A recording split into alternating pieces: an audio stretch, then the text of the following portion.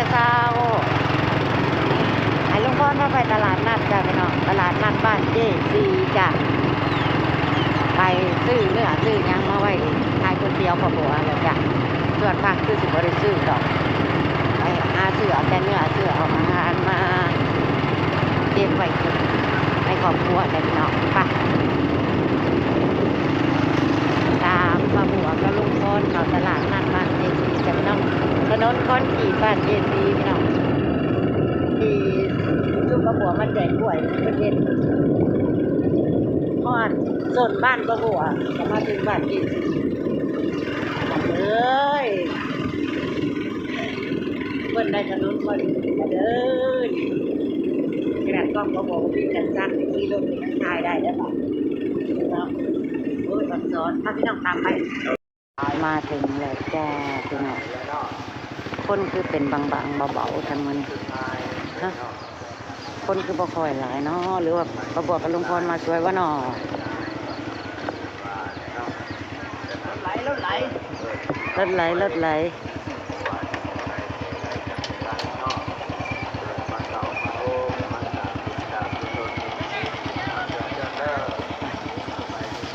มาพี่น้องมาเดินเลือกซื้อเลือกหาเดินเบิ่งเดินชมน้ำกันเด้อพี่น้องใครลูกว่าหนอบริษัทผมโอ้เกียดเต้นมาขามเป็นขายทงเท่าไรนอนผักบงอันของเจ้าของก็ปลูกแล้ววันนี้นะเริ่มใช้ได้แล้ว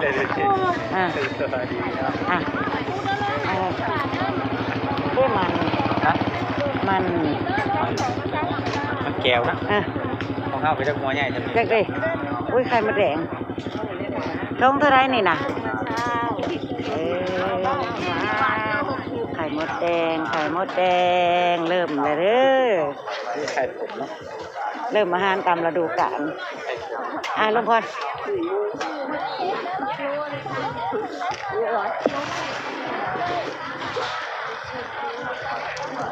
ทายสบายดีพี่น้องสุคนวันนี้ตลาดนัดบ้านเจสีพี่น้อง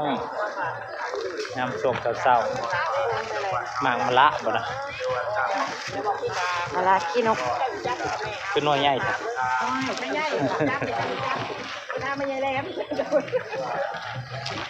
กูมาเผยโดยอะไรว่าไปที่นี่ต่อไปนี้ตาม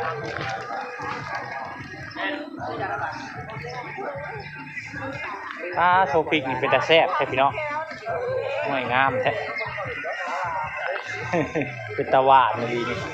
โอ้ยเกือบเคลียร์แล้วบอกเขาไปเก็บมาอยู่ได้ส่วนไหนโชคทุกแดงช่วงไม่ได้มาคามอ่ะคามร้านตบหวานตบส้ม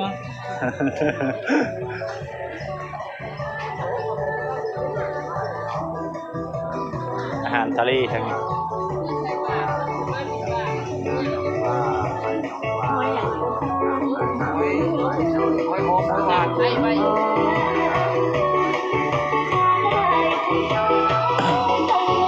หวานเบิร์ดไป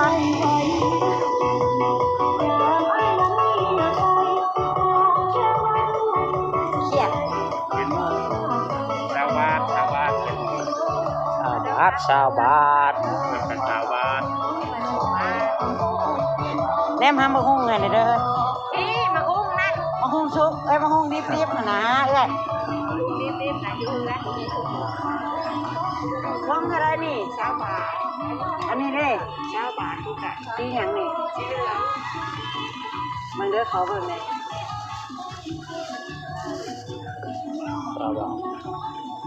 ไข่มดแดงพี่น้องเลยนี่แล้วประกัดจอแต่พอท่านได้อันนั้นเนาะพอท่านได้ตึง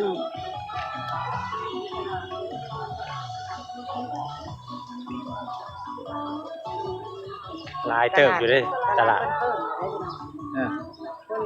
มาขายลายเนี่ยนะเนาะแม่น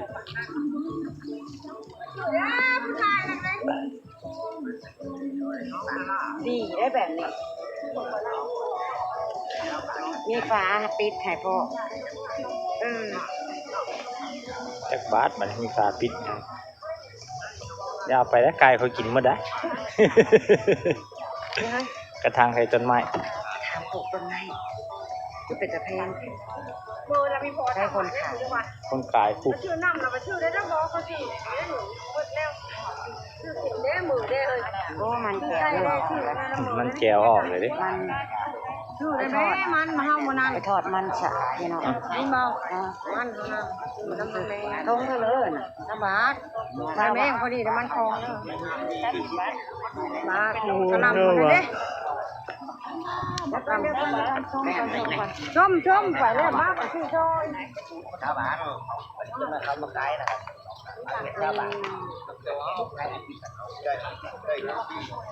เราใหม่ขวด เอ็นได้สิกินได้ปะนี่ใส่ขวดนั่น ขวดเท่าไรก่อนโอ้ยถือแท้พี่น้อง20 บาทพี่น้องมึงเนี่ยโอ้น้องใหม่ยังนี่นะโอ้น้องใหม่หวานน่ะ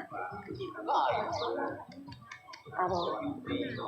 ก็เป็นกระนับแท้โอ้พี่ใครเขาแดงตื้อๆเจ้าขายในอะไรนี่ 120 บาท เบิดนี่นะบ่ แม่ 120คนได้นี่นะพี่น้อง สังกัดเจ้าใหญ่เนาะ แต่ว่าไข่เต็ม ไก่เต็ม อืมเบิ่งก่อน ติ้ว ก่อน ยั ที่ ง เรา ก็มี ซื้อ มันพี่น้อง ให้เราเบิ่งก่อน อาหารการกินร้ายมันนี่เด้ในหัวผักบัว เอาเขาสั่งแล้วมันนั่นแหละบ่แม่นบ่ ว่าเพื่อ เจ้าขายในอะไรหัวบัวนี่ 50 บาท เออ กู สั่งเอา กองอิลิอยู่ที่ท่าช่างเนี้ย มันคือต้นหยังนี่ เที่ยวเที่ยวไปอีกนี่กินใบไหม โอ้ เสื้อผ้าเอาไปปั้นกินน้ำนั่นสั่นเลยแบบ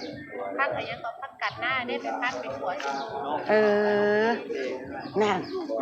มีไปทั่วเนาะ อืม ก็บ่ เขากิน เออ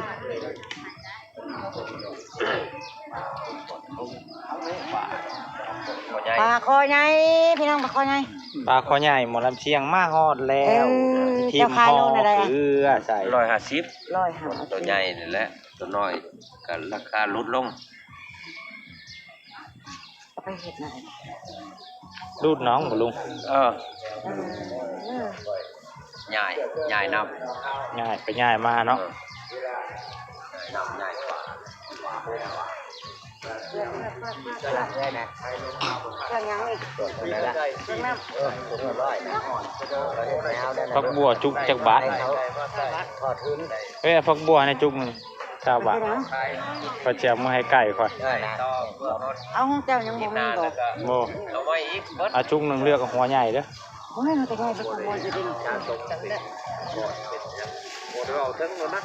ตัวกลางใส่บัวไปจ้ะ ไก่ประจำวัน นี่ เออ 20 บาทโอ้20 บาทพี่น้อง 20 บาท เนี่ยบ่มีเห็นแล้ว ย่างเข้ามาจนสุดตลาดยังบ่ทันได้หยังจักอย่างได้มื้อ ยังได้กระตาเป่าอยู่ ยังเที่ยวแม่ง ยังปีแว่งๆอยู่ค่ะ จะว่าเอาไร ฮะ ว่าเอาเสื้อใส่เขามันโต๊ะนะเสื้อก็นะนี่มัดนะเสีย ใจเย็นๆแล้วไว้ก่อนนวลน้องหาเลาะมึงก่อน จะหลอกก่อน เลาะพาพี่น้องเที่ยวส้มเบิ่งพี่น้อง น้องมันมาชื่อชอยแล้วจากชาวบ้านจังหวัด ฮะเบิ่งนี่ยังมึงเชื่ออีกแล้วมันสิฮ้อนเลยเท้าเมื่อคืนนี่ฮ้อนมันได้หนาวดึกๆมาแล้วครับใช่บ่ได้ดอกมันลอกเลยนะชีมันอยากลอกในถุงมันในถุงมันน่ะโดนไปมันก็ลอกจักโตเท่าเลยอันนี้นะเจอมือซอง ได้ลูกไปมองแล้วไปมองมันช่วยว่าเขาหา ขาด ก็ไหลทางโน้นทางโน้นแล้วก็เอา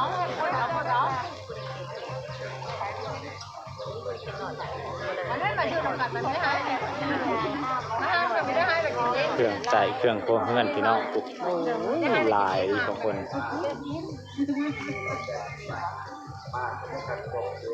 โอ้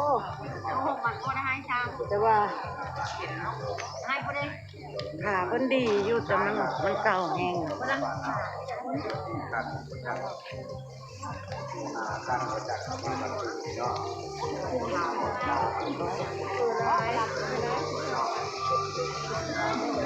ก็บ่มีกระตา ต่อแต่ตรงนี้ ฮะกระตาไปแย่บ่แดงแล้วเนาะพี่น้อง มวยนี่ได้นี่เขาเอาแย่อยู่ อันนี้บ่ได้ลองเบิ่งเอาไว้เฮ็ดอะไรบ่ เด็ก 40บ่ เอาไปให้โมงกับหมอ ใส่ดีน้ำแข็งนี่ เอาลงวะ เนี่ยบ่เป็นบ่ได้ หอมยังน้อย มันเคยแย่จะมันออกหมดแหล้ว บ่ออกนะ บอกก็ชื่ออ้าวเฮ้ย เอาห้อยในใช้บัญญัติเอาห้อยมือมาได้ ห้อยเจหูมันเล็กสองข้างเลยหูแหลมๆมันเลยจะชี้แย่เขาได้แบบนี้ เขาก็ห้อยจะหั่นเลย 40 บาท ลองเบิ่งพี่น้องซื้อไปก็บ่เสียหายแย่บ่ได้เฮาก็มาไว้1พักเนาะ ตัวอยู่เฮือนหะดิตัวเก่า ไปแล้วก้นมันขาดไปแล้ว มันเปื่อยหั่นเด้นี่ก้นอันนี้มันเปื่อยไปแล้ว เอายังห้องเอาลองเบิ่งอยู่ในเฮือนแต่มันได้อย่างชื่อไหมครับพี่เนาะ ผม ค ว่าน บ่ให้ มัน ซื้ ได้ อ ชื่อไปกับมันกันนั่นเนาะ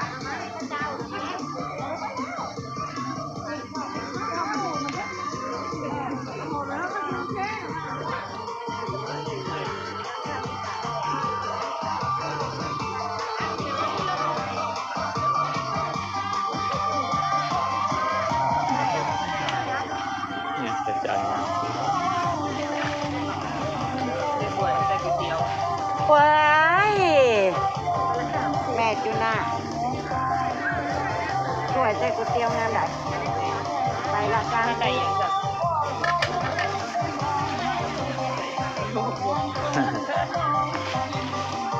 ไอ้ป้าบู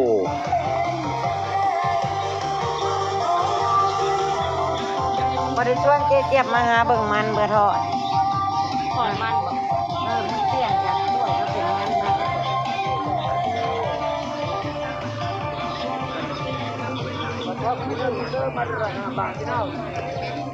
น้าน้ำขิงเนี่ย ไหวเจ๊ฮะนี่กินบ่ได้มันเบิดแล้วยังแต่บ่ได้กินคือได้เส้นเล็กเก้าพี่น้องอาทิตย์หน้าจะมาจ่ายก็ได้บ่ได้ เอ็น ชาวทำเองใจบ่มีสิ มีเสียงเช้าเหมือน ยังไปปานกันเลยอยู่ว่า ปลาหมดแล้วปลาหมดแล้วไปปล่อย แม่ประตูอันยังปลาบ่ปลา แค่เล็ก คือเก่าปลาดุกบ่ เอาให้เราเบิ่นอันยังหาแล้วตัวนี้นักรบ10 บาทมันเนาะเอาเลือกเอาแน่เอาเรางามแล้วนี่นะลากกระโดดเป็นแผ่นเป็นอะไรตัวน้อย5 บาทจ้าคุณชมเนาะได้ยังเอา3นะเรา3จะเป็นชุดไหนจะดับบ่น้อยเนาะ3ลงไป3กระดอกกุ้ง คุณเชฟเพอ มันแค่ใส่แค่ควรใส่ติด ตุนมันไปเปื่อยแล้วกะ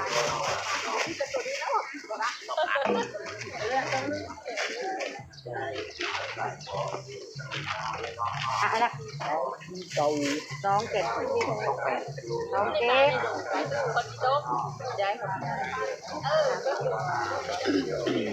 ใช่ น้ำมันมาเท่าไรเดี๋ยวนี้น้ำมันดีเลยค่าเอ็กซ์ เอา3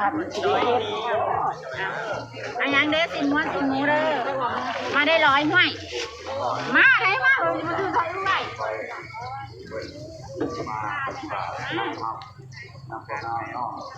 ไอ้หมดแล้วกุ้งหมดแล้ว บ่ซื้ออยู่หันว่าสิว่าซื้ออยู่นี่เบิ้ลบาทหน่อย หมดแล้วหมดแล้วหมดแล้ว หมูกระทะบ่แรงฮะถ้าน้องบิ๊กกินหมูกระทะบ่นอผักข้าวงามเลยหมูสไลด์นี่ตรงนั้นไหน 130บ่เห็นบ่ซื้อมาไว้เนาะ เอาลง ซื้อมาไว้พี่น้องก็บ่ได้กินเบิดทีเดียวดอกของป้อมนั่นแหละที่เป็นตะแพงแท้พระอาทิตย์เท่าไหร่กันนะบ่แพงควรที่ว่าซื้ออาหารมาไว้ก่อนมีอยู่ไหนประชาบ่มีก็บ่มีเท่าไหร่เนาะ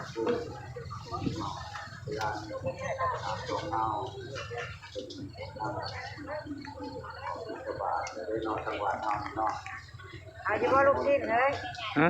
ชิ้น ชิ้นเนี่ยชิ้นอ่ะลูก ทำดึกมาไม่นอน เอาเลยแหละถุงหนึง อันนี้เลยมันเป็นลูกชิ้นนั่นเกาะเทลเขาจะกินมันหมูงามๆเด้อพี่โดยเอาซอยหน่อยเด้อก็ระบายจามรถไถเลย ยังเป็นลายเลยพี่น้องอุ้ยเครื่องขายลายอยู่ตลาดมันขึ้น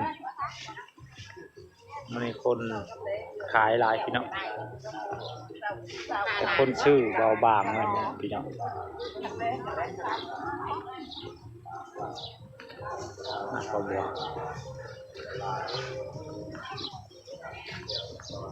ปลาบัวก็เมาลายใช่ปะเนี่ย ซื้อมาไว้ซื้อมาไว้แบบนี้โมเมนต์ตลาดแล้วมันหากินยากนะครับซื้อมาไว้ให้มันกลุ่มอาทิตย์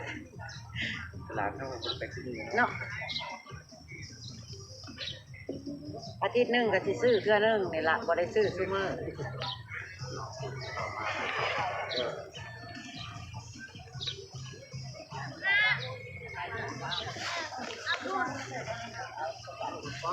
ตามสั้นหมูสไลด์ค็อกเทลทอ โอ้อะไรนะตอนนั้นทุกขึ้นมา มันดาวแป๊บเดียวเต็มตาบอกไป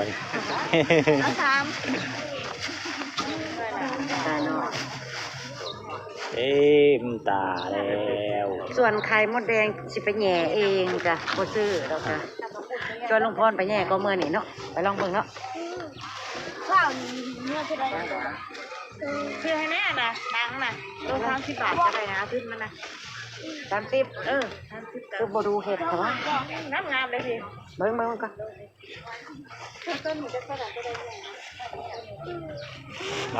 นี่ก็มีนะปลาบัวเจียวเนี่ยไปทอด หนังหมู เอานังไปทอดพี่น้อง ทำหมูกรอบ ช่วงนั้นราคาเพิ่นขึ้นแล้วก็หยุดเห็ดเฮาก็บ่ค่อยได้เพราะปานใดพี่น้องแต่ต้นทุนหลายพี่น้องนี่เมื่อวานนี่ก็ลุงพรขายคือคักอยู่ตอนค่ำนะคือปลาบัวครับหวานชื่อเพิ่นลงไปไล่สดกับปลาบัวกับเจจีไปไล่สดกับเจเจี๊ยบลุงพรขายอยู่นะฮะจนหมดน้ำพี่น้อง สดขายอันกล้วยสาบจักมือวันนี้ชวนลุงพลกับหันลุงพลไล่สดขายก๋วยเตี๋ยวเนาะเอาเท่าไรละเราด้วยกินข้าวเฮ็ดเลิกเธอได้นี่ไหมโอ้ย80 บาท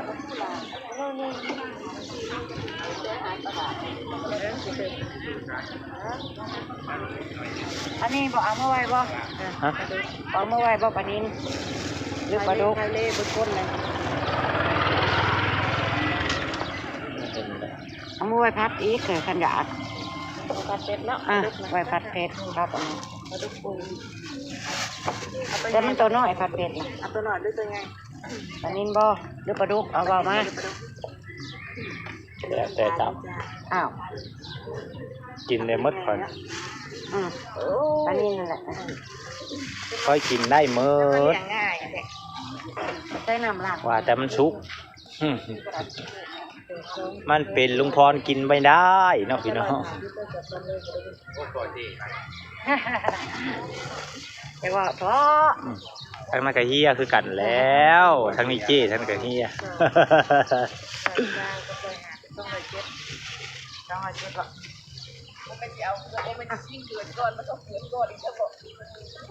จุดปึ๊ด หมูหางมา พอ ก่ ดี อยเลย พี่ เด้ น้อง อมื้อนี้เด้อสุดละร้อยนะ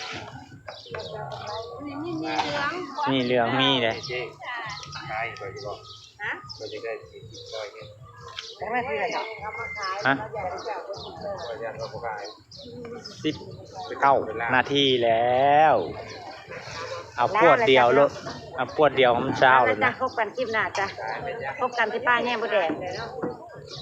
ไปแล้วพี่น้อง อย่าลืมกดไลค์กดแชร์กดติดตาม ช่องแม่น้องบอยสนับสนุนเบิ่งโฆษณาให้เด้อพี่น้องเด้อไปแล้วตอนเช้า